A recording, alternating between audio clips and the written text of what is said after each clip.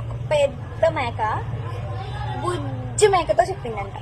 ఏమన్నా తెలుసా? ఎక్కడికి వెళ్ళమాక మందలోనే ఉండు, మంద వైపే వెళ్ళు, మంద ఎటువైపు వెళ్తే అటువైపే వెళ్ళు, అంతేగాని ఒంటరిగా ఎక్కడికి వెళ్ళమాక. ఒంటరిగా వెళ్ళావు అని అంటే సింహం పులి వచ్చి నిన్ను తినేస్తాయి, వాళ్ళ నుంచి ఆపద వస్తుంది. కాబట్టి నువ్వు మందలోనే ఉండు, మందలోనే తిరుగు, పక్కకు అస్సలు వెళ్ళకు అని చెప్పి మేకతో చెప్పిందంట. బుల్లి మేకతో, పెద్ద మేక. అయితే బుల్లి మేక ఆ రోజు నుంచి మందులోనే ఉండడం మొదలుపెట్టింది. మంద వైపే ఉంటుంది, మందులోనే ఉంటుంది, మందుతోనే తింటుంది, మందుతోనే పోతుంది, అట్లుందనమాట.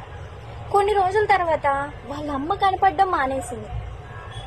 మా అమ్మ ఏమైపోయింది, మా అమ్మ కనపట్టలేదు అని ఆ మందులో చూసుకుంది. వాళ్ళ అమ్మ లేదు. సరే అమ్మ లేదు, అమ్మ లేని తనానికి అలవాటు పడిపోయింది. కొన్నాళ్ళు ఆగిన తర్వాత తనని పెంచుకున్న తన కాపరే తనని చంపైపోతున్నాడు. తనని పెంచుకున్న తన కాపరి.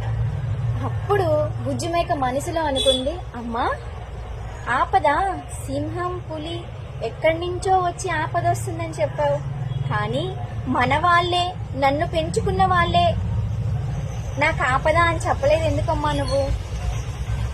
వాళ్ళ నుంచి కూడా ఆపద ఉందని చెప్పాలి కదా, నాకు చెప్పలేదు ఎందుకమ్మా అని మనసులో అనుకొని తన కాపరి నుంచి తప్పించుకొని పారిపోయిందంట. తన బతకడం కోసం తప్పించుకొని అక్కడి నుంచి పారిపోయి అప్పటి నుంచి మందులో కాకుండా ఒంటరిగా బతకడం మొదలుపెట్టింది. ఒంటరి జీవితంగా మొదలైంది. ఇప్పుడు మన వాళ్ళ, బయట వాళ్ళ వీళ్ళ అని కాదు, ఆపద వచ్చింది. ఆపద వచ్చినప్పుడు అప్రమత్తంగా ఉండాలి. ఆపదని ఎదుర్కొనే ధైర్యం ఇవ్వాలి. ఆ ధైర్యాన్ని నేర్పిస్తే మేక బుజ్జిమేకకి చాలా బాగుండేది. అందరూ ఆపద తెచ్చే వాళ్ళే, ఎవ్వరు మంచోళ్ళు లేరు.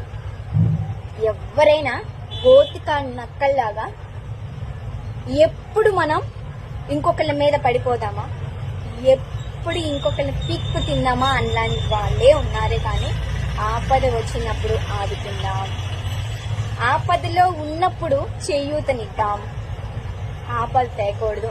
ఎవ్వరికి వాళ్ళ సొంత వాళ్ళ స్వలాభాల కోసం ఉన్నారు కదా. ఆ విషయం పెద్ద మేక బుజ్జిమేకకి చెప్తే బాగుండేది కదా. ఇప్పటికైనా బుజ్జిమేక తనకి తను తెలుసుకొని ఒంటరి జీవితం మొదలుపెట్టింది. నచ్చింది కదా, బాగుంది.